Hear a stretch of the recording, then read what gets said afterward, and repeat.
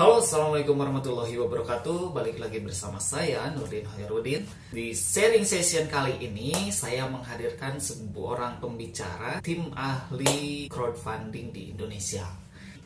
Teman-teman yang belum subscribe, silahkan subscribe, nyalakan loncengnya, supaya teman-teman tidak ketinggalan setiap ada update terbaru di channel saya, baik itu tips ataupun sharing session. Oke, pertanyaan pertama, Pak Yadi. Standar Iya, udah konten tergabung ya, yang kuat alhamdulillah. itu seperti apa?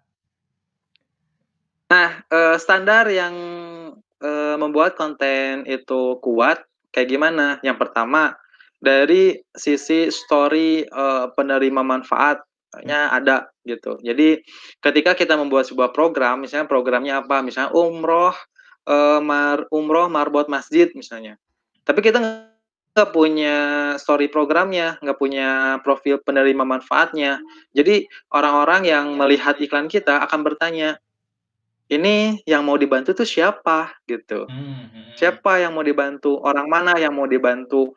Alamatnya di mana yang mau dibantu gitu. Jadi dari landing page atau halaman donasi itu wajib 5W 1H itu ada. hmm, 5W 1H itu apa? What, apa si programnya itu harus ada. Why, kenapa program itu harus dibantu oleh donatur misalnya, itu harus hmm, ada. Terus when, kapan nih, emang kapan sih mau ngumrohinnya, misalnya kayak gitu.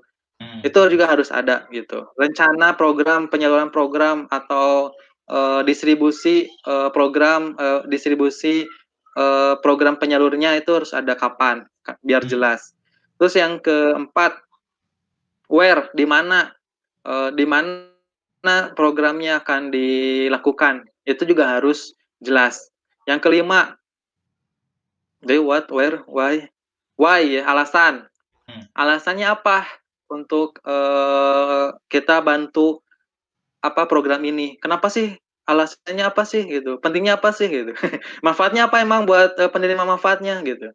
Itu hmm, yang harus dijawab terlebih dahulu atau harus ada di halaman page yang menandakan adalah kampanye itu kuat.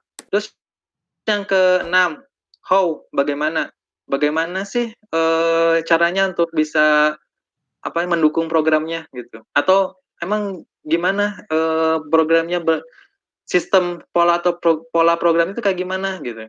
Nah hmm, itu juga bisa ditampilkan. Selain itu juga 5W1H yang paling penting adalah dokumentasi. hmm, Fotonya harus ada foto dari beberapa informasi ya. Kalau istilah dari teman-teman di tim konten itu dari beberapa angle misalnya. Dari beberapa angle itu maksudnya kayak gini. Kalau misalnya kita naikin program marbot masjid, hmm, ya kita ambil angle penerima manfaatnya yang sedang bersih-bersih masjid, terus penerima hmm, manfaatnya yang sedang apa namanya? Azan misalnya, kalau misalnya dia seorang muazin juga. Terus angle si penerima manfaatnya bercerita sendiri di seperti testimoni atau hmm, wawancara dengan penerima manfaatnya, itu semuanya harus ada. Itu kita menjadi apa namanya, kontennya itu kuat dalam bentuk foto, dalam bentuk video gitu. Itu harus disediakan gitu. Terus juga tunjukkan hero-nya. Kita tunjukkan hero-nya. Jadi hmm, kalau misalnya kita mau angkat si profil penerima manfaat,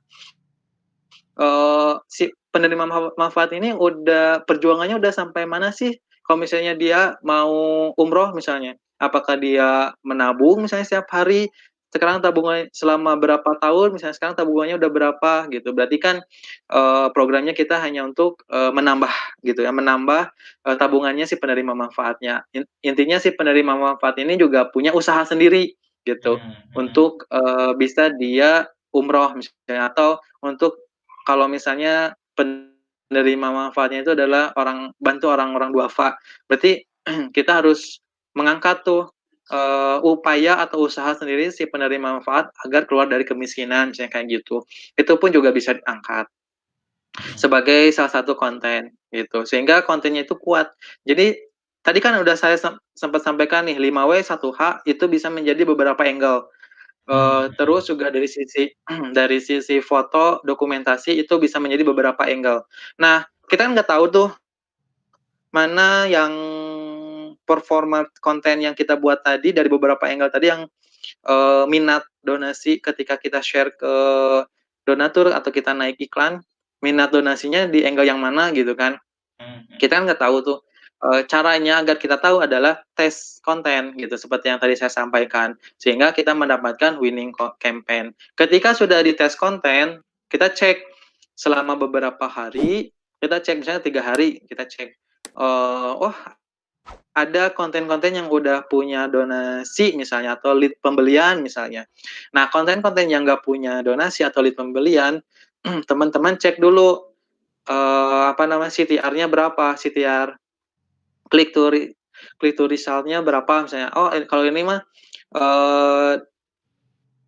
donasinya misalnya ada donasi tapi si CTR-nya cukup tinggi. Kita cek awareness-nya apa, terus kita cek si ad set-nya. Bisa jadi kan CTR-nya tinggi, bisa jadi orang-orang hanya ngeklik doang gitu.